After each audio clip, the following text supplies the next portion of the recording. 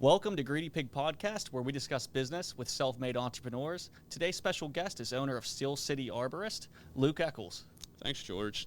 Thank you guys for having me on. It's nice to see you and Zach. It's been a while, I know. Yeah? I'm glad to have you on, man. Appreciate it. Yeah, of course, man. Thanks for taking the time out of your day to be here. Yeah, no problem at all. So I looked up what an arborist is. Obviously, we all know it has something to do with tree removal, but it's a lot more intricate than that. So another definition for it is tree surgeon. Yeah, so a lot of people will say tree surgeon instead of arborist, which is just a kind of a layman's term. But, I mean, it's basically the same thing. Arborist is more biologically defined and, like, the science and stuff of it. Tree surgeon, anybody could just So do you have your PhD or? No, or you can get MD? an arborist cert Okay. through, like, the ISA. TCIA is another, like, entity where you can get It's like your certification kind of? yeah, your cert. Okay. So, 'Cause we were wondering that, like, do you have to get trained to do that, or can you just I mean, go out there technically, willy-nilly? you Like, could just go willy-nilly, but, I mean, it's a big liability, you know? does it, I guess it lowers the cost of insurance, I would assume, right, if you have these certifications? Yeah, well, usually it does. I mean, it doesn't even matter. The insurance is just expensive anyway. It's yeah, like it's risky business. I have to have $4 million worth of general liability. You have to have workman's comp. Well, you don't have to. That's the thing. It's not required in PA. But, I mean, if you're not going to have workman's comp, it's usually only a matter of time until someone gets hurt. Yeah. And then you're going to get sued. Have you had anyone hurt yet? No, nobody's been hurt. Fingers crossed, man. The only person who got hurt was actually me, and it was at my parents' house. I hung up a bunch of Christmas lights in this giant white pine that's, like, right next to our driveway. It's probably like 130 foot. And I strung up 8 sets of Christmas lights in it, but I did it the wrong way. So the plug was at the top of the tree. And so the next day I went back out there, and I was climbing up it, and there was a dead nub, and I stepped on a branch, and it went into my saw pants and pushed my saw pants into my leg, and I had to go get like 20 stitches. Nice. But it wasn't even a work day. It was me just trying to help out. trying to help out. Yeah, Merry Christmas, huh? Yeah, nothing like a medical bill. Yeah. So for those watching at home that don't know what this job completely entails, walk me through a day in the life of a tree surgeon. Okay, so yeah, like basically the whole process for me. I'd say usually I'll get a call. Like, first off, you have a tree problem, so you're gonna give me a call. I'm gonna say, hey, when is your availability? Can we make an appointment? And I'll give you a free consultation.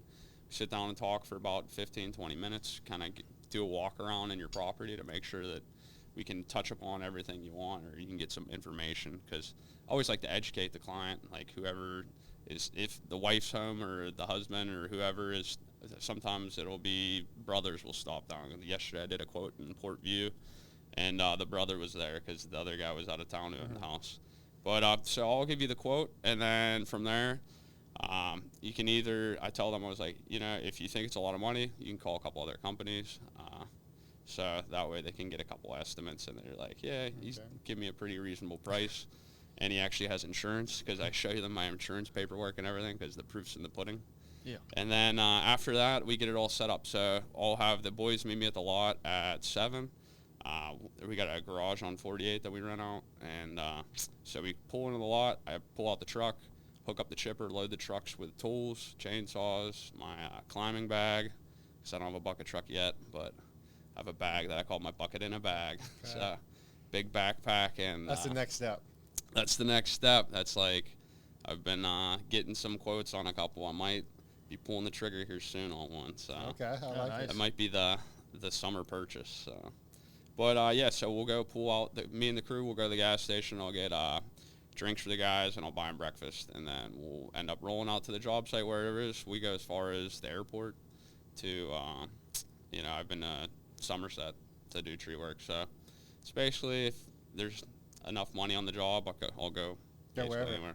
Yeah, makes sense. So what are the most popular services people usually use you for? Usually pruning. I do a lot of pruning, spikeless pruning. So it's like if you ever prune a tree or you have someone prune your trees, you don't wear like the traditional spikes on your boots because it actually introduces a weak point in the tree. You're penetrating the tree's cambium layer, which is the bark, and that lets insects in, and then you can have rot and decay, fungus. Just kills your tree almost. Yeah, so never, if someone's going to come prune your tree, tell them I don't want you to spike it, and then if they don't know how to climb a tree without wearing spikes, then And probably that's shouldn't just hire 'em. like trimming it, right? Pruning. Yeah, that's pruning, pretty trimming. much, okay. Yeah, deadwooding.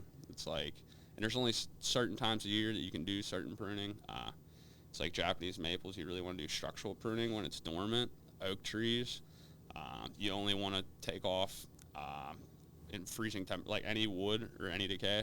You want to make sure it's at least below 32 degrees, so that way it doesn't get oak. So there's a lot that goes into it. I kind of Yeah. thought you pull out your chainsaw and whack it off, you know? So I mean, you can. You can. There's a lot of guys who do. I guess the tree surgeon makes more sense now, you know? Yeah. It is kind of surgical, so Yeah.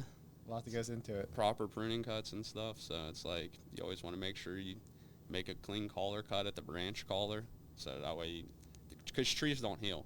It's called a coded response, compartmentalization of decay in trees. So if you ever look at a tree, and sometimes in Renzi Park, they look like donut holes where branches have been cut off, and the tree will just slowly encapsulate that and Just like bring it back kind of in. Yeah, so it'll just kind of seal the wound, so that way insects and bacteria doesn't get in. Yeah, kind of crazy. Yeah. Yeah, very interesting. So besides pruning, what other services do you get called upon to do? Lots of removals. I mean, obviously removals, you can do those any time of the year. Stump grinding sometimes, which I really don't like stump grinding. It's not my cup of tea. Why's that? I mean, sometimes you hit stuff. Like the other day, I was doing my buddy's stump up on Mohawk, and you hit an underground dog invisible fence line. And I was like, you got to be kidding me. I was doing this as a favor for him. And then I rip out his invisible dog fence line. And I took a picture, and I was like, bro, why'd you tell them to dig underneath the exposed roots? Because it was literally, there's roots coming out of the ground, and they dug underneath the roots to put the invisible fence. And I was like, you told me to stump grind. You told me it wasn't near it. Yeah, no good deed goes unpunished, huh? Yep, no good. Yeah, see, I always thought Goes that would be like the unpunished. easier one. Because isn't it like a machine? You kind of just... Yeah, you just stand there. But like, hitting something could make sense. Yeah. The one time we hit a fiber optic line, but you have to call 811 when you do stump grinding, because if you don't, and I would have hit that fiber optic line, they'd have made me pay for it. It'd have been a lot of money. Who did you say you have to call? 811. So 811's the PA dig call. So if you're in PA and you ever plan on excavating or anything, you call 811, and then they'll come out in 3 days, mark your service feeds for gas and water, or if you have any other underground electric. And So you know what to avoid, obviously. Yeah, because, I don't want to pull up to your house and hit a gas line, and there goes the neighborhood, Yeah. That's a lot of responsibility. Yeah. Yeah.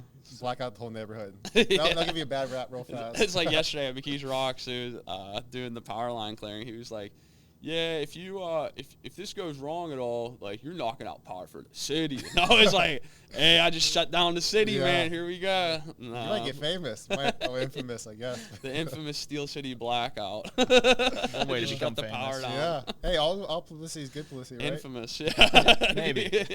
I turned everybody's air conditioner off on a hot week. Yeah. You were ready It is to supposed kill to be me. like 90, so yeah. I do it the hottest week of the year, so you're really known. Yeah. Yeah, so with starting entrepreneurship, how old were you when you first got into this business, and did you have any other businesses before this? Actually, yeah, I never really had any businesses growing up. I just always worked at the local tree company, Race Tree Service, down the road. And I worked there when I was 16. I started there, and then just kind of worked there every year for summertime, so that way I could pay for school. And so I paid for college doing tree work, and then I graduated at the height of the start of the pandemic, because I graduated in 4.5 years, so I had that extra semester. We went 5 Yeah, years, we did the so same. that's all right. You beat us. Yeah, so I ended up graduating in December, and then it was January when all the COVID stuff happened in 2020. So I graduated in December of 19. COVID started in 2020, and then I went back to work at the other tree company that I was working for at the time, and then I was like, man, me and my buddy were like, we could do this. And it's like, why don't we just start our own thing? I like the ambition. What did you graduate with? Personal financial planning. Retirement planning was my specialty. So yeah, now I climb trees. Yeah.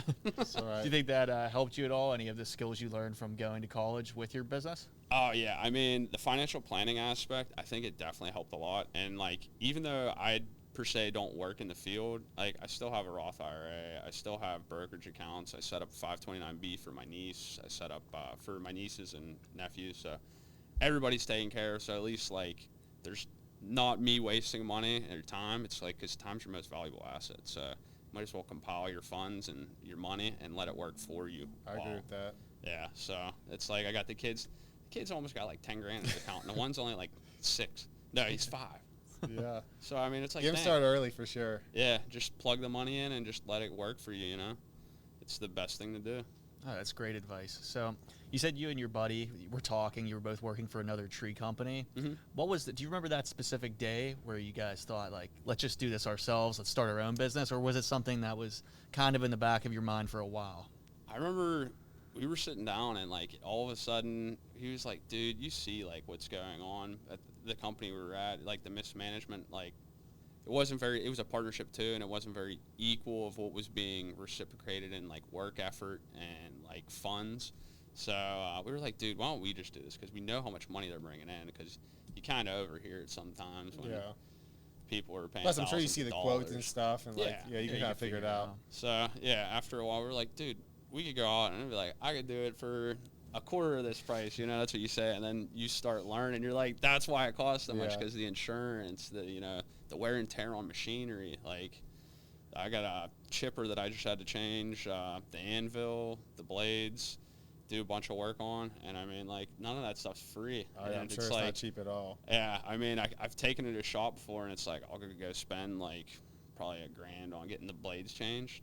It's like I do it myself in like 30 minutes, and then, you know, it's just all about time you invest. It's like, you know, you could just keep spending money and forking it over, but if you end up doing the maintenance and a lot of the work yourself, you can save a lot of money, but it's a lot of time you lose. Yeah. So it's a big trade-off. You almost need to get like when you get bigger, like it's just a mechanic. Maintenance guy. Yeah, pretty much. Be like, look, just keep fixing stuff, because the guys love breaking stuff. It's not their machine, right? Yeah, they're like, yeah, like, this thing don't matter. They're like, chainsaw, set it down. Whoop, and just let it go. You're like, it's thanks, smoking. man. I'll just keep running it, you know? It's like, let's put the gas in the bar oil spot, and then let's put the bar oil in the gas for it, you know? So we run it backwards. Blow up the saw.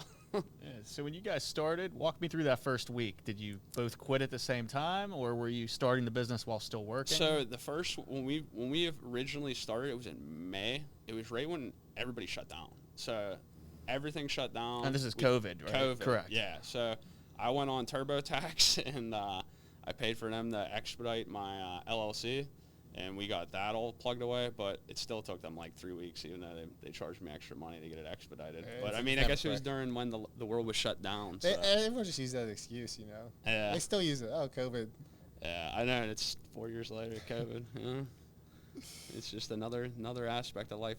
So then how did you, once you kind of got the LLC set up and you guys stopped work, or got everyone shut down, how did you get your first client? Who was our first job? Was it someone you knew, or was it? Yeah, I think it was. The first job that we ever really did was it was a fireman in McKeesport, so somebody we knew, and he had like a bunch of trees up in Haler Heights that were growing over his pool deck, and he had like a pool bar type of thing on the backside of his house, and yeah, he just hit us up and he said he had a quote, and I was like, oh, we'll match it, and we did it for super cheap on like a 95-degree day, and I was like, why did we do this? Why didn't I stay in school? To go back, yeah. Yeah, so when you did start, how did you go about getting equipment? Did you already have some equipment? No. So, yeah, that was kind of a tough thing. So, you know, most things, Google search. I kind of just went online, and we started looking up companies nearby that sold chippers. And a company out in Philadelphia, we drove all the way down there with a truck. And we picked up our first chipper, bought that, and hauled it back. And well, actually, before we bought the chipper, we bought the dump truck. So yeah, we bought a dump truck and then bought a chipper, and it was a pretty substantial amount of money, you know. But for 2 kids who just graduated college, and, yeah, I'm sure. Yeah, so we ended up taking a loan out from our parents, and we paid them off in like 6 months, and then took out another loan for them and bought another truck, and then paid them back. And just kept kind of doing it. So, you know, if it wasn't for our parents, we definitely wouldn't have got as far as we were today. So, just blessed to have them. Yeah, that's good. So, when it comes to equipment, what do you think is the bare minimum, like, type of equipment you need when first starting this business to even start getting clients? So, what do you need, and what's roughly the cost, you would say, for somebody that wanted to start this? To start out, you're probably looking at, I mean, I guess you could use a pickup truck if you really needed to, but like you don't want to handle material twice, because I mean it's a lot of thousands of pounds of stuff that you're throwing in the back of a truck. Even if you're just throwing brush in, you don't have a chipper, you kind of want a dump truck, so you can at least throw everything in the back of the dump truck. You can mulch it down with a chainsaw in the back, so you need a dump truck, you need a chainsaw, you need climbing gear if you're going to be a climber. I mean, so you're probably looking at like startup costs at least around like $20K. Okay, and then preferably with a chipper too. You're saying that would make it a lot. You'd highly recommend that to somebody starting. Yeah, because it's like we did 3 jobs without using a chipper, and after that we were like, we're not doing another job till we. That's just save space, right, in the back. Yeah, and then like if you don't have a chipper, then you have to go in the back and mulch it down. Okay. And it's like, it's not This fun. is the time, right? Yeah, I can tell you did not enjoy that part. I can tell by the look in your eyes. That was definitely not fun. I've had it happen a couple times. Chipper breaks down, and you're like, you got to be kidding me. Now I got to go in the back of the truck and mulch up everything. That's probably good. You started like that, and then now you can appreciate the chipper more, right? Exactly, yeah. Yeah, but so, I mean, the chipper was another $18,000 because, I mean, they're big machines. But, yeah, so, I mean, there's a lot of money to put into a new venture. So starting out, probably just start out with a dump truck, throw a tarp in the back, so maybe you can just fold down the gate and then pull out the tarp underneath with all your brush and your wood. But yeah, essentially you definitely want a dump truck. Don't want to be carrying everything twice. And a chipper is amazing, so it's like big startup cost though. And then you got insurance, so you got to get insurance. So yeah, what's insurance kind of cost? Because it's one of the more riskier businesses, right? Yeah, so price increases this year. It was like 30% price increase on a lot of stuff. So that's like the workman's comp aspects based on how much your pay scale is, so how much you're paying people. So that always fluctuates. But I think last year I paid I think it was like close to $19,000. So I mean but that scales with you. So at first, I think we only paid like $5 or $6 grand the first year. I guess that could be good or bad, right? But at least you're covered because I mean, I want to be able to sleep at night. That's true. It's like and try to do it right. Yeah, and have that risk. And I'm sure it's legally required too, right? I don't believe so in PA because there's quite a few tree companies around here that don't have insurance, don't have workman's comp, and they have landscaping insurance that covers you 10 foot in a tree, and then once you get over 10 foot, you're just kind of winging it, yeah. And so this insurance, I'm assuming it covers, say, damage to the client's property, say a tree comes down on their house, if somebody gets hurt on the job, anything else that I'm not thinking of that this type of insurance would cover? No, yeah, I mean, and then you have automotive that covers your transportation because you're taking thousands of pounds of material between, your site, wherever you're working, whoever's site it is, and to the dump, wherever you're dumping all the green waste material. So you have automotive, which isn't too bad, but that general liability, I need $4 million of general liability because that's what you need for municipality work. Okay. So most places require you to carry at least $4 million. So that way, and that's the limit of the thing. It doesn't cost you $4 million. So in case anyone thought that, but it's like quarterly payments. I think I pay around like $2,500. So it isn't super bad, but it's still another expense, and then just into that bottom line. All the time. Keep chipping away. I just work for the fun, It's a hobby. You work for the content you put out on social media. Yeah, that's what it is. Just like, well, this is a cool view today. All right, thanks. I'll come back next week for free too and do another tree. So I was always curious about how the waste part of this worked. So, do you make any partnerships with the dumps? Do they charge you to dump this material? Yeah. So there's a couple dumps that we use. There's like Rudders. That's a wood. Like they mostly process wood, so they charge you for the chips. But if you bring them logs, they give you credit for the chips. So it's like if I bring in a load of logs, they want that so they can mill it down and sell like the boards.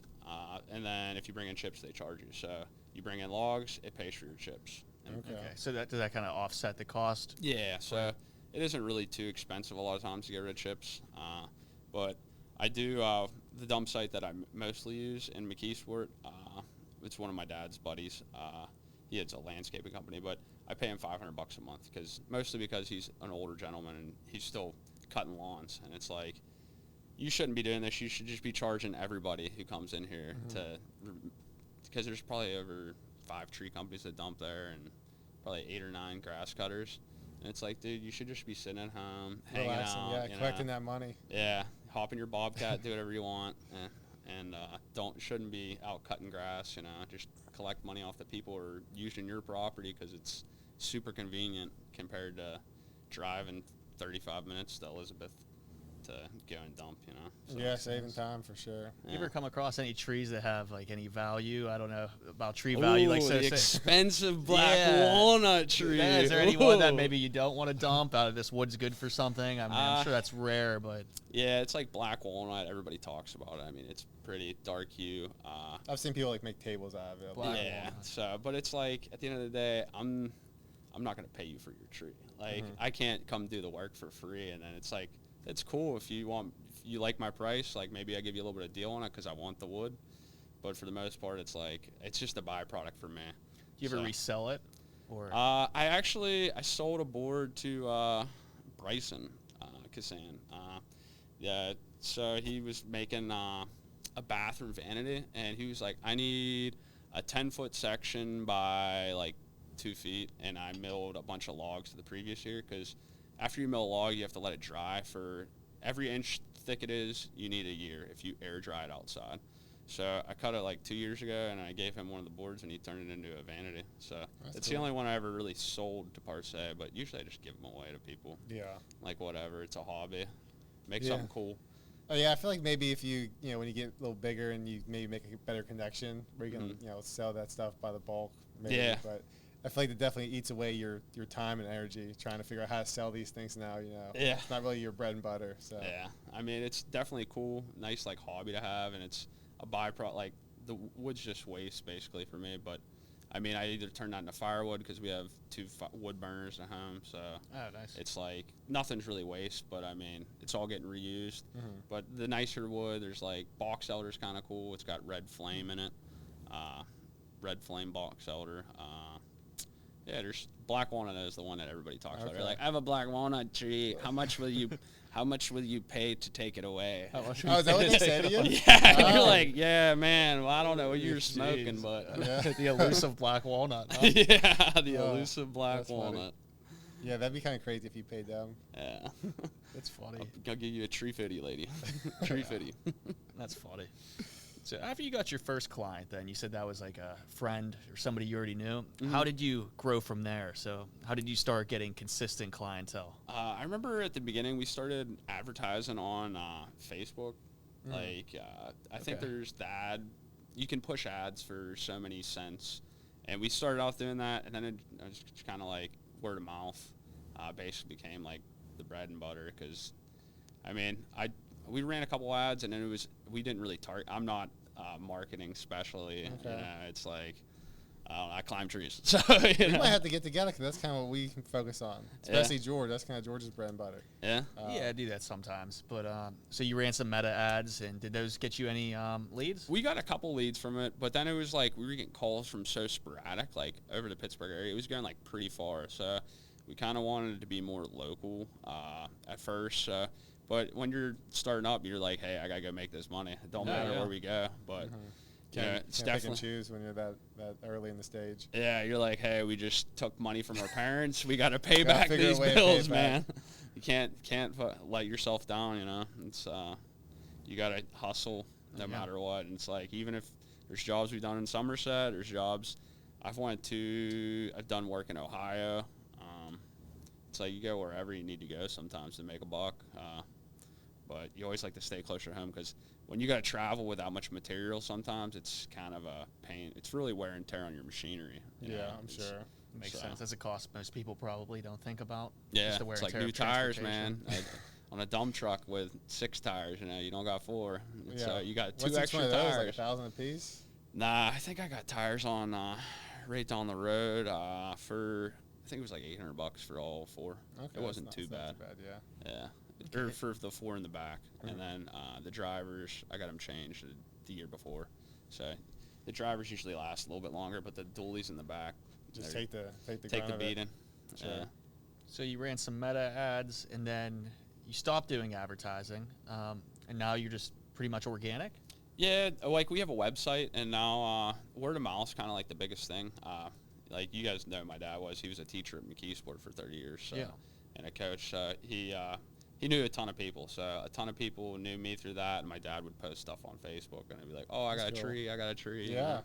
So definitely helped. I mean, that's the best way to do it if you can. So it's good as working out. That's impressive to be able to have that much clientele organically. Usually you have to run paid ads, at least from our experience. So it means you're doing very good work too. Yeah, and it's been some time. Like, I mean, we used to be slower in some parts of the season. Like right before everybody goes back to school, everybody's trying to save money. Mm-hmm. So in August, it kind of seems like nobody's trying to spend money on their landscape, and it's like the year's done with. Summer's already over. Nothing, no money's going into the yard anymore. But no one's outside. Well, they're winding down, like you said, so it makes sense. Yeah. So in those like lulls, right? What do you do? You know, do you try to somehow push, to try to get more jobs, or do you kind of take a step back and do more maintenance or something like sometimes that? Sometimes it's like you try and push to get more work, but sometimes you can't undercut yourself so much, because it's like then you start trying to sell work for cheaper, and then if something breaks, you're screwed. Because then it's like you made no money. You're barely making enough money to pay your employees, pay your insurance. So it's like sometimes it's best just to give yourself a break, take a step back, start doing stuff that you need to get done for future projects or whatever. So maintenance, hammer out maintenance, or just start looking at different possibilities. Like that's when you start looking up your bucket truck. Yeah, that's when you start looking at spending even more money. You're like, oh man, no money's coming in. Let's spend more. Let's spend more. Let's go take out a loan and spend some more money. No, that makes sense though. You said about like your time, right? Because if you underbid yourself and you're making not much, and something goes wrong, you just lost time. Yeah, that's like literally that's the biggest thing. It's like, and then because people will hit you back all the time, like, hey, I found this guy who's going to do it for this much less, and I'm like, well, he doesn't have as much experience as me, or it's like maybe he doesn't, because I mean, I'm only 28, but like I've been doing this since I was 16. I've watched 3 different companies. There's a bunch of different ways to skin a cat. Yeah. But it's like this guy might come in and he's gonna just drop everything in your yard, destroy your yard. You want me to rig it out and impact free?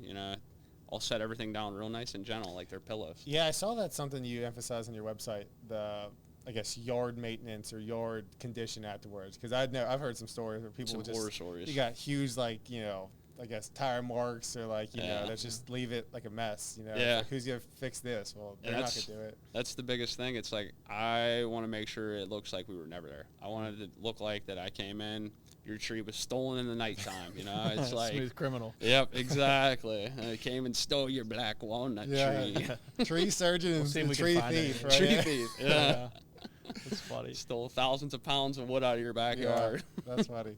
No, that's good though, because I mean a lot of people care about that, obviously. So customer service seems huge, especially the word of mouth aspect, right? Yeah, that's how you get it. So and building relations with clients, it's for future business. Yeah, because I mean since now this is our 4th year. I'm getting callbacks from all the people that we did work for. Like yesterday, I went and did a bid in Murraysville, and I walked up and I was like, this lady looks familiar. I was like, I can't remember. And then we got halfway walking around. I was like, oh, I remember this job. This job wasn't fun at all, but I was like, you guys are super nice people. So, I mean, they just booked me out for another week of work at their property. So. Nice. So what percentage of people do you think become reoccurring customers with you? I don't know. I feel like, I'm pretty biased. I feel like everybody comes back. No. I'd probably say maybe at least like 50% retention. That's great. Yeah.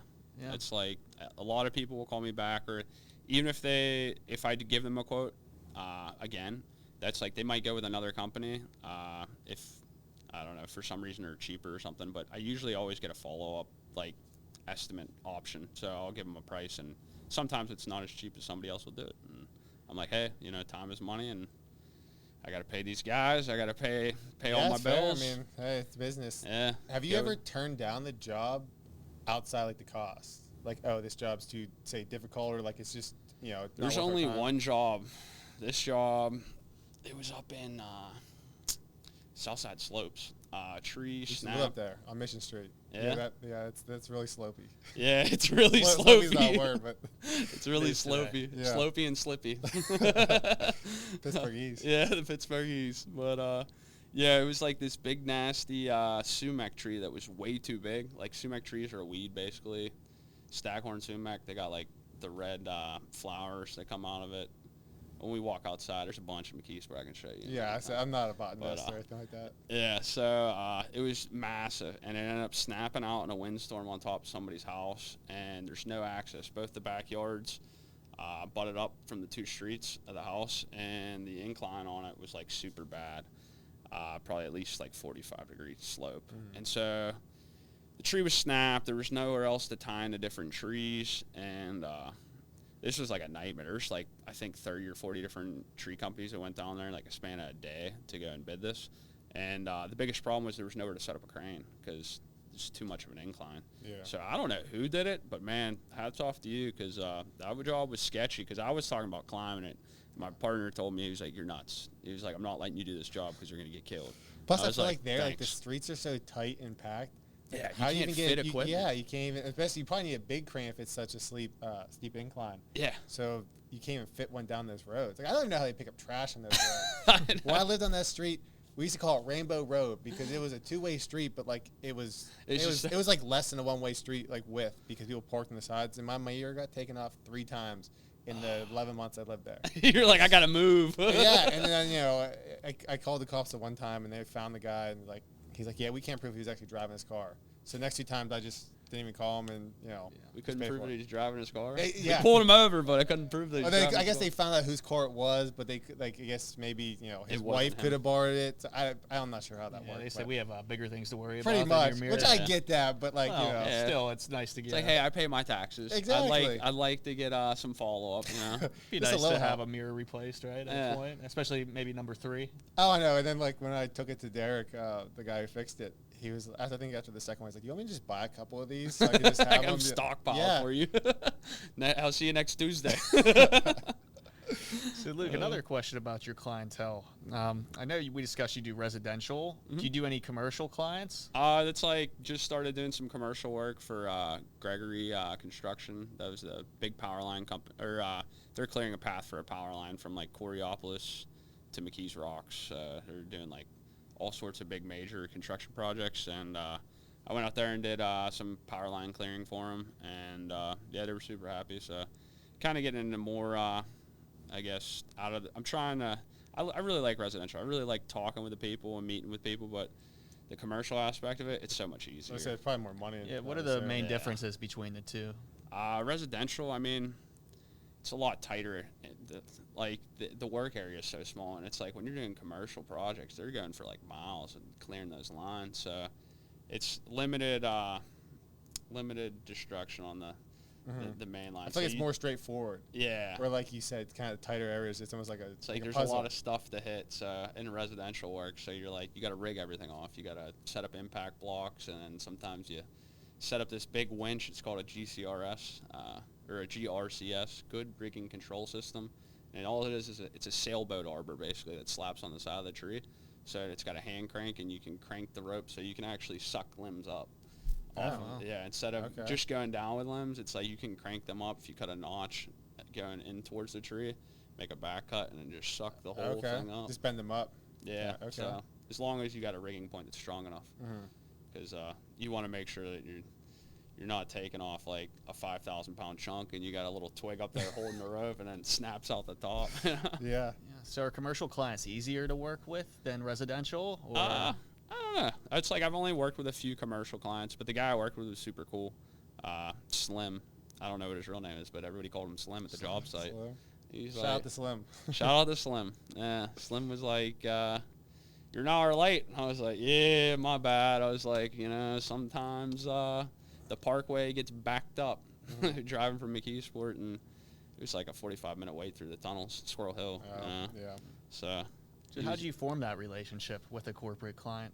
It was funny. My old boss, Ray's Tree Service, he called me, and he said, I think one of your dad, he knew that he went to school with my father, and so he was like, yeah, he's a real good buddy of mine. Give him a call, and that's my real one. Give him a call and see if you can do this work, because it could lead to a bunch of work for you. So I ended up giving him a call, talked to him for like 30 minutes, at like 9 o'clock at night the one night, just BSing. And he was like, yeah, come down tomorrow. We need to do this tree, and we need it done. So show up tomorrow, packed up my car, took my 881 and my station wagon and my climbing gear, and went and cut down this tulip poplar. So, yeah. And now they want me to do a bunch of other stuff that they That's think good, yeah. sketchy. Good thing you called them. Yeah, I was thinking with the corporate client, that could lead to a lot more work and probably more steady income, too. Yeah, so, I mean, it'll definitely be an awesome venture. I'm definitely looking forward to working with them more because they have a lot of $1 million machine. They got excavators everywhere. This project they're doing is huge. And, I'll take a little slice of the pie. Yeah, some crumbs, though. Still big crumbs, It sounds like there's no bad blood with Ray then. I know you said you worked for him. I call him Uncle Ray. So okay, so he was supportive with you starting your own business? Yeah. How about the other company? Can you say about the second one? Yeah, the second one, the one owner, I don't know if he really likes me, but I don't care. But the other guy, he likes me. We hang out all the time. Okay, so like you said, no bad blood. Which is How'd you break it to him when you told him you were starting your own? Yeah, we're just going to kind of go do our own thing. I called Joe.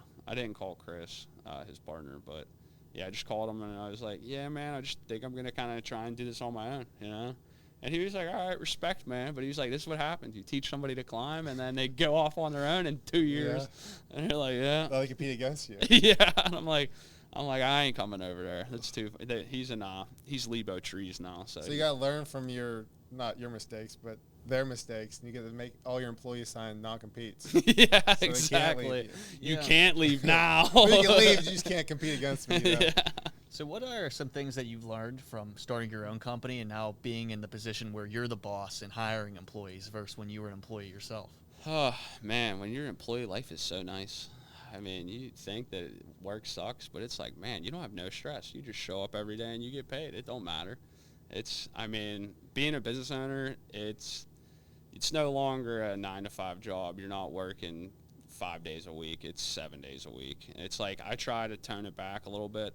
So I've been trying to just take Sundays off, but I still end up doing stuff for work. It's like when you're an owner, there's so many different aspects of stuff you have to get done, like whether it's billing, insurance, sending out quotes. It's like Sunday I did 4 bids last week because I just didn't have time to get out to them. It's just like you always got to keep estimating, too, because you got to keep getting the prices out so that people can see if they want it done. Yeah. Because, sometimes it takes people some time to save up the money, or I offer financing through, I think it's Wise Tax. I don't know if I should say it. I guess I already did. So. Yeah, but I offer financing through my PO system, so that way it makes it easier on people. They can just finance the tree. Yeah, I'm sure that helps out people a lot. But no, that's a good point. I mean, I know we talk about like the work-life balance type stuff because, like you said, it's a 24/7 job. Even when you're out at dinner or, at a family event, I feel like you're crap, I forgot to send that email. Exactly, you're still thinking about that. So I guess how do you deal with that? Do you kind of have maybe routines or, I'm sure you go to the gym. Like I know at least you used to be into that. Used to. So, you might not even have to anymore. You're climbing trees. But, do you have a certain schedule or routine that maybe keeps you from always focusing about business? Yeah, I wish I did. I need to be better at self-care. But it's like usually I wake up at like 7 o'clock. And then I tell everyone to meet me at the garage at 8 because I like my sleep. I don't like to wake up before 6 o'clock anymore. It's like 7 o'clock is when I wake up, make my coffee, and then I'll head down. I'll check my emails on my computer, and then I'll head down to the garage and make sure that I don't have to run anywhere real quick if client had any complaints or something, or if we left a tool, because guys leave stuff, and then you're like, oh, you just left like a $500 whoopee sling and block combo. So then you got to run somewhere back from a job. But then, we'll usually, this would be like a Monday. It's like I'd wake up 7, go to the shop, load the truck. Guys get there. I have them help me hook up to the chipper. And then we'd go to the job site and then kind of just try and crush out the job as fast as I can so that way I can go and do more bids after work. And I'll bid until about like 8 o'clock right now because it's light out till about 8. So it's like as soon as I'm done with work, I empty the trucks and then put everything away, hop in my car, ride around, and then I'll try and eat dinner. So once you get home from work, how do you kind of relax? 'Cause it seems like you're on the go from 7 to 8. Yeah. So you're working, 13-hour days. How do you kind of decompress or relax? I do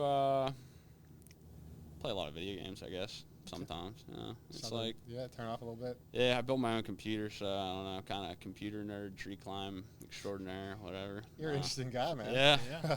Most interesting man in the world here today. Prince of Rooneyville, at Rooney Road, down in Calder. I just. But man, it's like 90% of the time, even if I'm not thinking about trees, I'm doing something for trees. It's like, do you dream of trees? Oh, man, it's like, black walnut. Black walnut. Giant black walnut tree. Yeah, he's going to have a vision in his dreams, like a hidden map to this black walnut field. Hidden in the forest, in the hills of the Appalachia. That's funny. So you mentioned you do have a few employees. How many are you currently at? I got 2 right now. My buddy Justin Gregory, he actually went to Penn State Barron. But, yeah, he's an engineer, and he decided that he wanted to take a break from it because he only wants to be a CAD designer because he's like, CAD's my thing. CAD is fun. Yeah. That was my favorite part. Yeah, computer-aided design was cool. But, yeah, so he's working with me right now. And then my other buddy, Jason, he works for me like 3 days of the week. And then that's all I need is a 3-man crew because I got the Ditch Witch 850 Plus with a grapple claw. And that's like 3 people because it carries all the wood and carries the brush. Okay. So it makes it super nice. So when you hired these guys, did they have any experience in this type of business? No. So, well, the one guy did, Jason, but Justin didn't. He's like, I've worked at construction companies, you know. I've driven dump trucks and stuff, and I was like, yeah, it's like, mine's a manual, you're not driving it. So, I've had too many people blow out clutches. Mess with the transmission. Yeah. So, but yeah, it's like, it's pretty easy to pick up. I mean, it's not rocket science. So then did they get the certifications you talked about before? No, they haven't yet. Okay. But the one Jason is talking about, he wants to get it. So I was like, all right, man. I was like, I got the book. You can have it, and you'll be good to go. Well, because I didn't know if that benefits you as a company at all. Yeah, I guess because then you'd have more than one certified arborist. So that would help with I guess I could send them to jobs. I don't know if I trust them with pricing. I'd be like, yeah, like I'll go and look at it. Like, well, hey, if you're gonna grow, you gotta delegate to someone. So you gotta probably pick one and try to focus on. Yeah, teach the young Padawan. Exactly. Yeah. Turn into a Jedi. Yeah. You're supposed to save the company, Anakin, not underbid everything and ruin it. You were the chosen one. Yeah. The chosen one. Get the black walnut. The dark side. So, since you have this crew right now, where do you see yourself, say, 10 years from now? Do you want to keep expanding? Do you like the size of things now? I'd probably like to be a little bit bigger, maybe have a second crew going, because then it's double the money, but then it's double the work, too. It's nice, too, the size that I am right now, just because you're more hands-on with everything. It's like the bigger tree companies like Nelson and Davey, they're like national companies, like they're across the whole entire country, and it's nice to be like a smaller company, but there's room for growth. I mean, in everything. It'd be nice to have somebody. Well, I do have a secretary. It's my brother's wife, so she kind of fields all my calls while I'm climbing and stuff. Because it's like people call you and you're like, I can't answer my phone right now. I'm in a tree, like 30 foot. Kind of busy right now. Yeah, but we do have Senna so that you can talk like on the phone, or you can talk to each other on the work site, which communication is super important in tree work. You don't want to be yelling. You know, the chipper's super loud, so you can't even hear the climber or anything like that, and you just always want to be able to communicate. So, yeah, I use Sennas. They're like motorcycle helmet like communicators. So what do you have, like headphones on, like while you're they're built in, like so. I install them all on the helmets, and they're like Protos helmets with the earmuffs that come down. So that way everybody can hear me. So I'm like, hey, everybody out of the drop zone. That way you can cut the piece. No, it definitely makes sense. I mean, one wrong move. Yeah, somebody's going to get hurt. Yeah, or dead, or I'm dead, you know. It's like, I'm not trying to hurt myself. I'm definitely not going to try and hurt nobody on the ground. Yeah, that's why I was curious about the training before, because for somebody that's never done something like this before, I guess there's only really one way to learn, right? By doing it. And, experience. I mean, I've watched a ton of YouTube.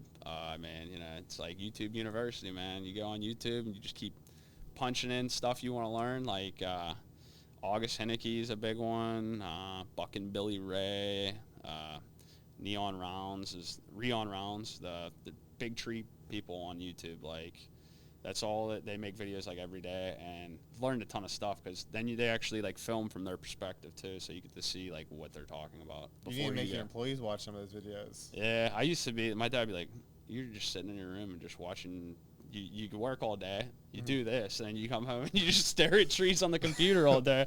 And I'm like, yeah, these ones are virtual, Dad. Virtual trees. Yeah. They're in 4K, you know? Yeah, exactly. Yeah, better than real life. Ultra widescreen. I got a 49-inch monitor. Yeah, there you go. So when you get to that point, say 10 years in the future, where say you had a second crew, would you still want to be owner and operator, or would you be looking to maybe not do the trees, maybe just go out and do the bids, or how would you see yourself transitioning into that role? I don't think I'd ever want to not be an operator, just because I don't know. I really love it. It's like I could have did a job in finance. I actually had 2 jobs lined up after school, and I was like, I don't know. I got bit by a termite or something, man. I had the tree bug, like. It's just something about, being up in a tree and blowing the top out of it. And you're like, whoa, this is crazy. Like, sometimes you're like, dang, I did that. Like, I just wrecked. That's some real tree passion right there. Yeah. I mean, hey, a little bit nutty. Yeah, I mean, I can imagine the satisfaction of it, though, when you're seeing something that large being removed and the amount of work that goes into it. Yeah, and it's pretty cool. Like, a lot of trades, you never get done in a day. And it's, like, pretty neat that, like, hey, we got here at 8 o'clock. It's 5 o'clock now. We're pulling out with all your tree that's been here growing for the last 50, 60 years. And it's, like, looks like a completely different place, and everything's done. It's instant gratification compared to a lot of trades. Where that's a good point, because I do feel like if you have, like, a long job, it's like every day it's just like a grind. You don't see the finished product until maybe months later. Yeah. So it's kind of like hard to keep going, because like, I still got 10 more days. Never moving along. Exactly. So it's kind of cool. Plus, I'm sure there's a lot of setup right before you actually cut the tree down. So like, when you finally whack that off, and you see it fall, it's kind of like a relief, but it's satisfied. So anything crazy ever happen on the job? Maybe not even within your own company, but for companies you've worked with. You don't have to say the name of the company, but what are some tree nightmares you've seen? Tree nightmares? I don't think. Oh, yeah, there was a tree house nightmare. Okay. Yeah, so there's the 2 people were climbing the trees. One guy was doing the tree on the left. Another guy was doing the one on the right. And the one on the right was a pine tree. I believe it was a hemlock, and it was pretty tall. But he got nervous, and he was like, I didn't want to climb any higher. And he sent the top of this hemlock out, and it didn't go the right way. He didn't cut the right notch. So it went straight through the treehouse, and me and my buddy were standing right underneath the treehouse. It went right through the treehouse. And, it was like 5 foot away from him. I was like, wow, we could have just been like Flat Stanley impaled. Like, this was nuts. That was the craziest thing I've ever experienced. Did he just cut off randomly, or did he say, hey, it's coming down, or? Nah, I mean, he might have said headache, but he didn't tell us, like, headache, like, is that underneath. your keyword? Yeah, a lot of people say headache. That means that, hey, we're making a cut or bringing down wood. So get out of the drop zone. Yeah, so I guess he missed the drop zone anyway, so.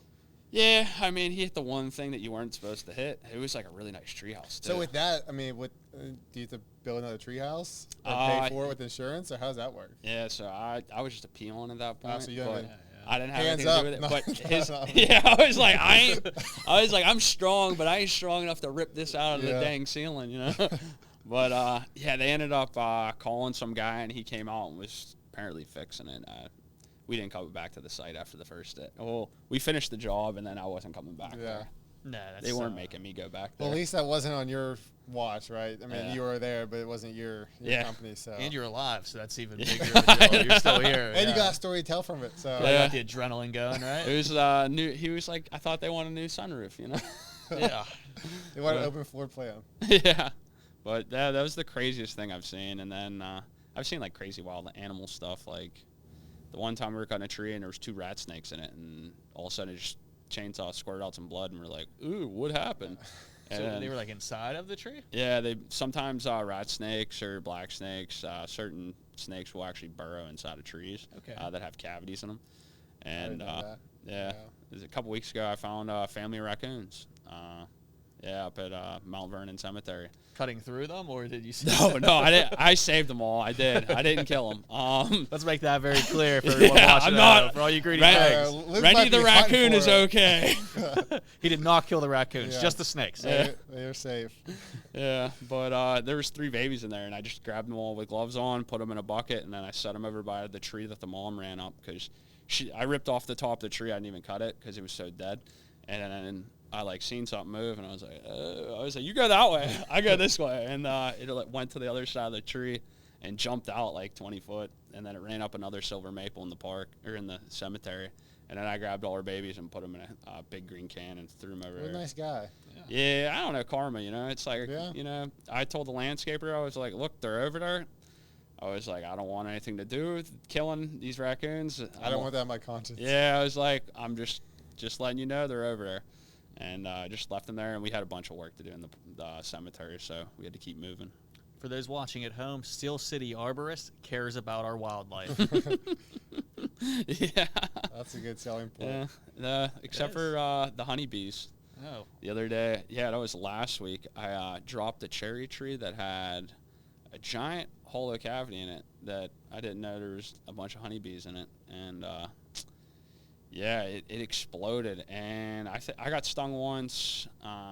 Justin got stung, I think, like 5 times. Oh, jeez. But, the honeybees. And then I called, like, 3 beekeepers, and nobody wanted to come out and deal with them because they were like, yeah, you dropped a tree, and a bunch of bees are pissed. No thanks. They were like, you probably destroyed the comb anyway. And there was hunks of honeycomb, that were in like the tree. This big. They were everywhere because it was just a giant hollow cherry tree, and there was just chunks of honeycomb like bigger than basketball chunks. Oh, wow. And they were like, they told me to kill them, and I was like, I feel like I'm not supposed to. I gave it one more day, and then I had to take down the honeybees. Sorry. Jeez. The one stung me, so you got to sting them back. Yeah, they started it. Hey, it Eye for an eye. Yeah, I feel like I'd be worried like wasp or something a little bit bigger. Like you ever see like wasp nests? Bald-faced hornets. Bald-faced hornets. They kind of look like the paper mache wasp nest. Mm-hmm.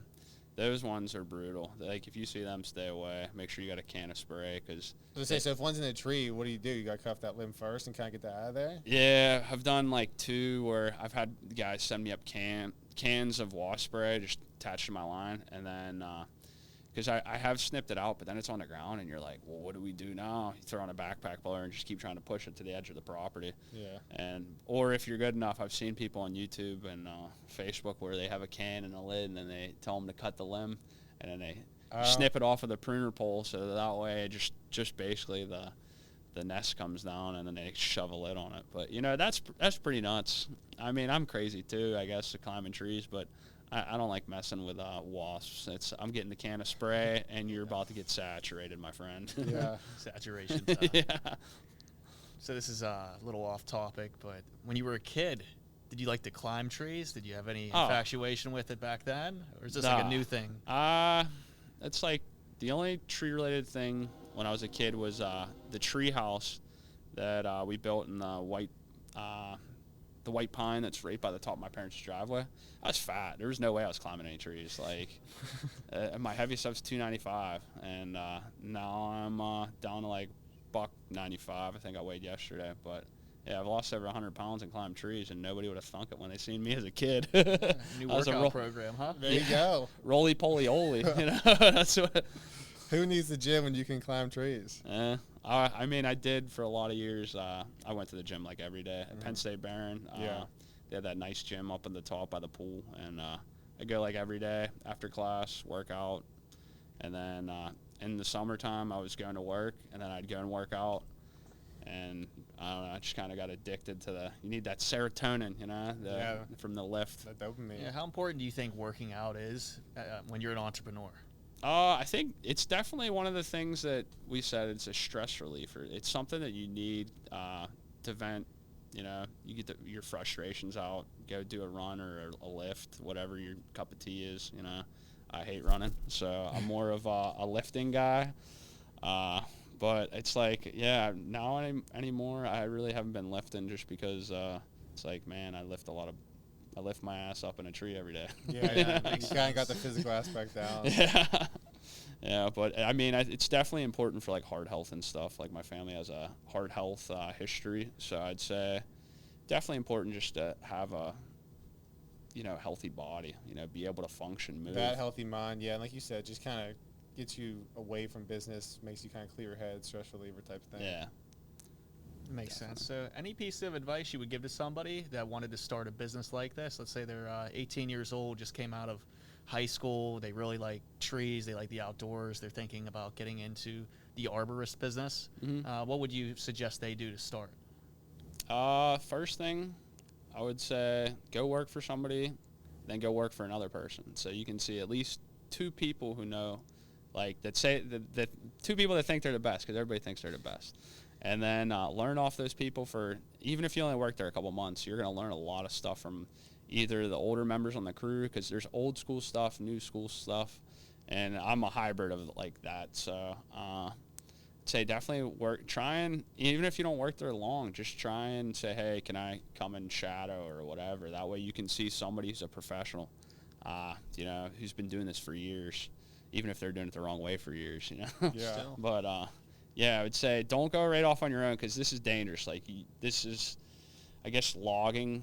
It's considered logging and forestry, but I think it's number 2 on the most dangerous jobs in America. Oh yeah, wow. It's usually 2 we just or talked 1. about it before the podcast. Like, you can't do it yourself. Like, you can't just go out there and start cutting down trees. Like, you need that kind of experience. So you need it somewhere. So or YouTube, like watch YouTube.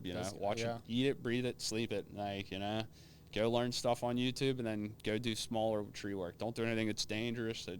I guess it's all kind of dangerous, but no, that's a good point though. Like, don't these crazy, like you said, the South Side slopes job. Like, not that you could even do that, but don't start with something crazy like that. Start small. Start small and build up your momentum, and just keep letting it snowball and snowball and snowball until you really become reputable.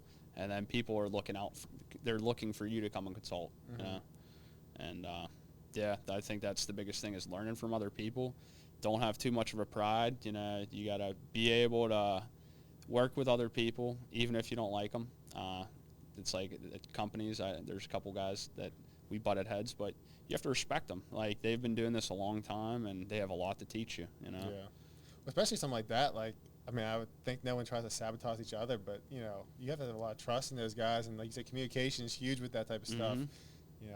Big, 1,000-pound tree coming down, you know where everyone's at, and, coordinate pretty well. Yeah, that's like, communication's super important. It's like you need to be able to hear your guys. You need to be able to help with the job site. Like, hey, leave that there if I'm going to drop some more stuff. Like, it's just so important to be able to have line of sight with people and communication with people. And that's kind of like the biggest emphasis we have with like all the Bluetooth headsets, the mesh intercoms. So I think I have like 8 of them now, and there's like 6 hard hats that are all wired. So if you come on the site, like crane operators, yesterday the bulldozer operator who was pulling over the tree by the power lines, I gave him a helmet. I was like, I'll talk to you the whole time, so that way you know when to pull. Great advice. Everything goes smooth. And when you started your business, did you receive any pushback, or anybody that thought, this is dumb, maybe you should just go corporate America or keep working for somebody? Did you receive any of that type of feedback, or was everybody pretty supportive? It was like pretty reasonable, but there was one person who kind of was like, what are you doing? My uncle told me, he's like, you have a financial degree, and I'm a financial advisor. He's like, why don't you just come work with me? And then I was like, I don't know, Uncle. I was like, I just kind of love it. So he was like, all right, man, you pedal your bike, man. You do what you got to do. But he was the only one who was like, what are you doing? He's like, you can come make a lot of money working with me. How about now? Was he saying that? Now he's retired, so he was like, the ship sailed. I was gonna say, because obviously you're successful now and have like working business, growing business. It's like kind of not that he thought you weren't gonna be successful, but it's like, well, kind of made something. About 4 years now, so kind of like, hey. He's proud of me. I talk to him every once in a while, and I'll see him in a couple weeks. He lives in Florida. But he's coming back up here. But, yeah, he tells me he's proud of me. He's really he said, you've come a long way. He's like, it's pretty insane that you've built what you have. And he says that I'm still crazy, which, everybody's a little crazy. Yeah. Keeps life interesting. Yeah. All right. So for closing remarks, anything you have for young entrepreneurs out there? Any gems? I'd say for the most part, if you're an entrepreneur, don't give up. Best thing is just to keep plugging along. Even if you're running out of money, don't pay yourself. Just keep plugging into the business, whatever you got to do. Yeah, I mean, it's tough sometimes, when you're down on your luck. And the biggest thing is, it's always darkest before the dawn, We say it's a roller coaster. Yeah, it is. It's a roller coaster with entrepreneurship, but you never know when the next person you meet. And it's like whenever you're out in public and you own a business, you can't be a jerk to anybody. You need to carry yourself higher, be respectable to everybody, because you never know who's who. And it's like someday that person could be buying whatever you're selling, or they could say, nope, I own all these HOAs and we don't want anything to do with you because you're a jerk, It's a good point. Yeah. It only takes one person, right? Mm-hmm. You never know who somebody is. Some dude wearing basketball shorts and a button-down T-shirt, could be Adam Sandler. You never know. That's a good point. That's funny. Well, thanks for being on, Luke. Yeah, thank you guys for having me. Really appreciate it. And for anybody watching at home, you can go to steelcityarborist.com if you're interested in any tree removal service or pruning or all the other stuff that Luke here does. Yeah. So make sure to like, subscribe, and we'll see you on the next episode. Yeah, thanks, Luke. Thank you, guys.